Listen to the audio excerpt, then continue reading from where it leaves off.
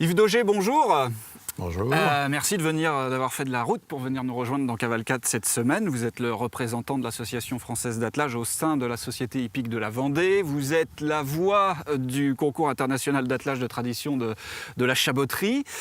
Nous allons parler attelage de tradition aujourd'hui. Vous en êtes le spécialiste Yves Dauger. Dites-nous pour commencer cette émission, qu'est-ce que c'est que l'attelage de tradition ? C'est avant tout de l'attelage.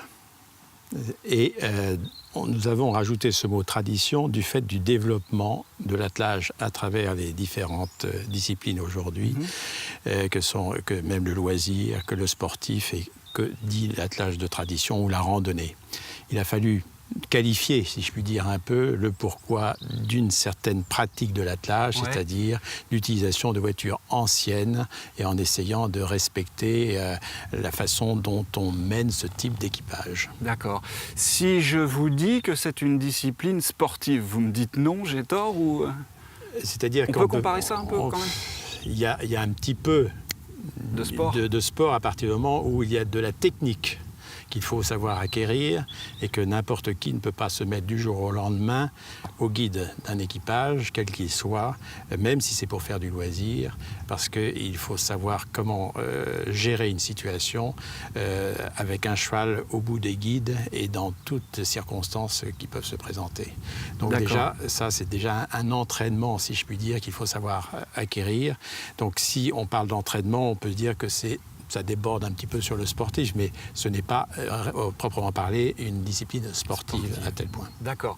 Alors, justement, on a fait une émission il y a quelques mois sur l'attelage sportif. Je voudrais qu'on cerne bien aujourd'hui ces différences. La différence principale, c'est la voiture. On est d'accord avec ça ? C'est l'utilisation de la voiture. Ceci étant, il faut vous dire que les attelages sportifs, enfin l'attelage tel qu'on le pratique depuis 40 ans, puisque ça fait maintenant 41 ans que l'Association française d'attelage a été créée et a lancé tout ce processus de concours d'attelage en formant des juges, en faisant appliquer un règlement, etc., et qui a été repris en 1987, je crois, par la Fédération des sports équestres, qui a pris à charge le côté sportif, et l'AFA, l'Association française d'attelage, a gardé le côté plutôt randonnée et tradition, puisqu'on va parler de concours de tradition.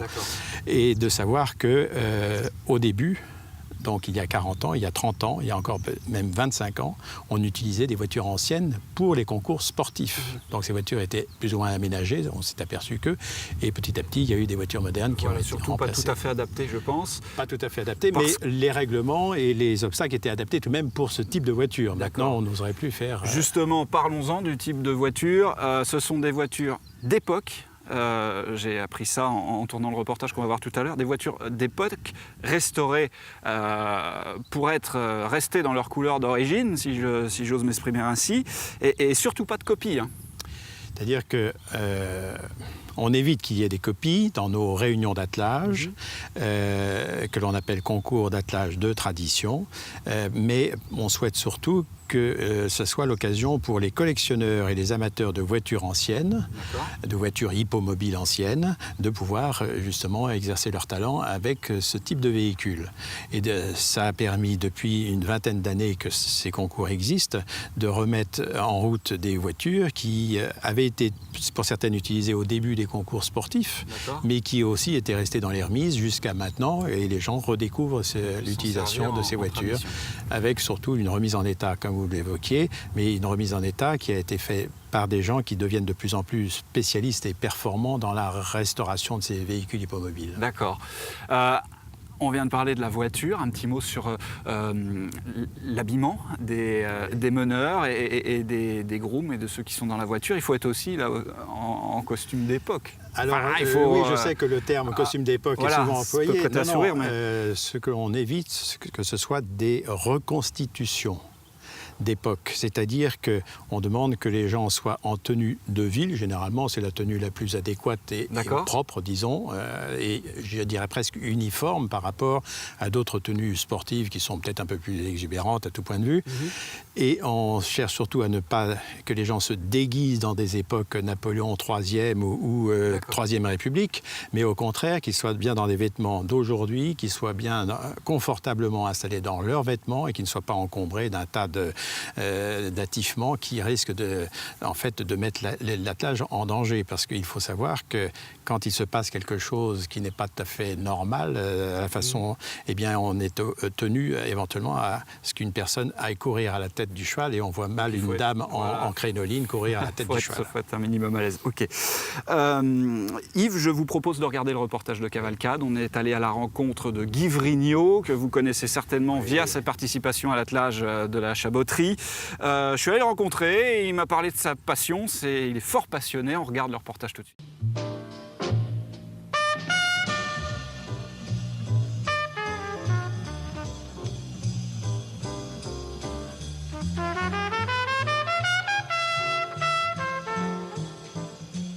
Je pratique l'attelage de tradition depuis 5 ans environ, oui 5 ans. J'ai 2 Franche-Montagne de 10 ans. Pourquoi Franche-Montagne? Parce que ce sont des chevaux polyvalents, faits pour l'attelage, des chevaux sérieux, quoi. Qui ont un peu d'endurance, un peu plus qu'un cob. On a affaire à des voitures un peu fragiles, donc c'est mieux d'avoir des chevaux très bien dressés, c'est sûr. Puis on se fait plaisir aussi, quoi. Quand on arrive sur les concours, il est certain qu'il vaut mieux avoir des chevaux bien dressés. Quand on demande l'immobilité, bon, il ne faut pas que ça bouge dans tous les sens, voilà, quoi. Et là, la race Franche-Montagne a cette particularité d'être sérieux, quoi, c'est sûr.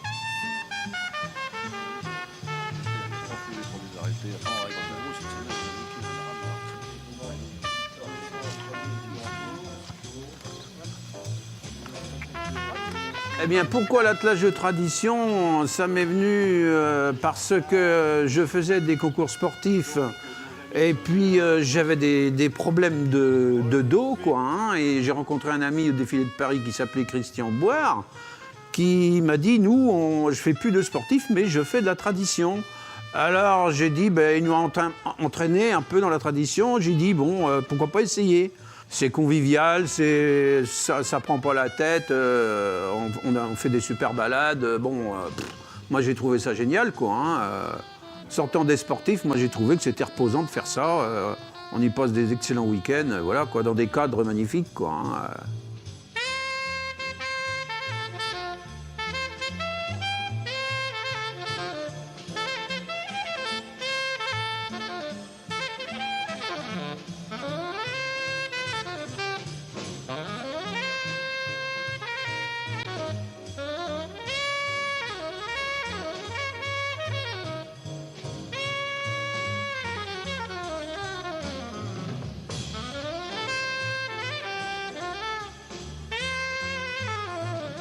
Si on a des chevaux bien mis qui passent partout, c'est évident qu'on a moins de risques. On en a bien sûr, on a beaucoup moins de risques si on a des chevaux qui sont mis un peu au hasard. Je suis toujours accompagné par mon épouse qui, elle, gère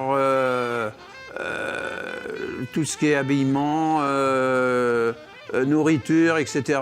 Et puis il faut être 2, minimum. Il faut s'occuper des chevaux, faut un groom,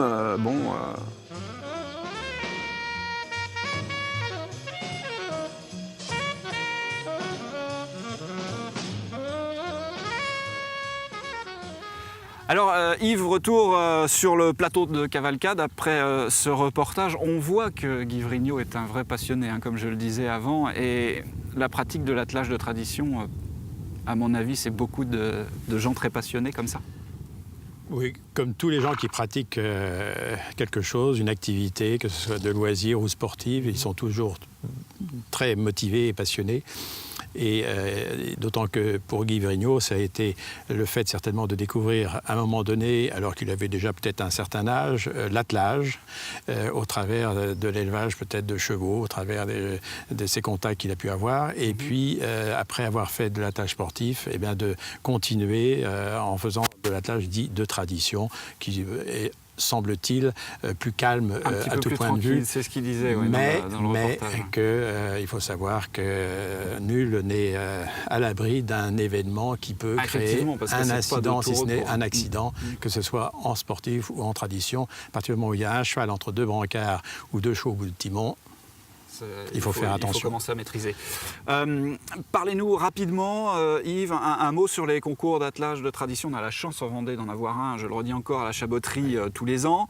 Est-ce que c'est développé? Est-ce que ça se développe? Est-ce que vous constatez que ça progresse? Qu'il y a de plus en plus de concours? Alors, je dirais qu'il y a un petit peu moins peut-être de concours qu'il y a une dizaine d'années où il y en avait un calendrier d'une dizaine à 12 concours à travers la France, chaque région étant plus ou moins intéressée du fait qu'il y a des chevaux, qu'il y a moins de chevaux. Tout n'est pas forcément équitablement réparti, mais il y a de plus en plus de gens qui se passionnent pour le cheval. Et ça, je crois que c'est au travers de toutes les disciplines, et en attelage notamment. Et aujourd'hui se développe depuis quelques années au sein de l'Association française d'attelage des gens qui organisent maintenant des randonnées en voitures anciennes, et réservées uniquement à des voitures anciennes. Donc il y a les concours qui sont très importants parce que c'est la base en fait qui est donnée au travers de tous les conseils, règlements, etc. que l'on peut recevoir ce jour-là de la part d'un meneur, de savoir comment gérer son équipage en toute occasion et en toutes circonstances, si je puis dire. Ça aussi, c'est noté sur les concours. Ça, c'est très important. Et que si ces gens, c'est un peu l'auto-école, entre guillemets, ces concours d'attelage sont un peu les auto-écoles qui donnent un peu la réglementation de ce qu'il faut savoir faire ou pas faire ça avec mérite un d'encadrer attelage. Un petit peu. Surtout. C'est ça. Surtout. Je parlais de notation il y a quelques secondes. Dans les concours d'attelage de tradition sont notés donc les tenues, la rénovation de la voiture, les équipages aussi, absolument. ce que j'appelle le cheval, le harnais, tout ça. Tout ça, c'est pris en compte dans un concours d'attelage avec des notes. Absolument. Ce sont des notes. Et c'est très important. C'est, je dirais, la base de tout ce qu'il faut savoir avant de monter dans une voiture à cheval. C'est-à-dire que l'on ait un cheval propre, un harnais propre, une voiture propre. Et pourquoi ça? Parce que ça permet, en nettoyant le cheval, le harnais ou la voiture, de voir que tout est bien en état de fonctionnement et qu'il n'y ait pas de risque. Et que de ce fait que l'on demande ces trois éléments principaux qui constituent un équipage, eh bien, les gens se sont aperçus aussi qu'il fallait être propre eux-mêmes.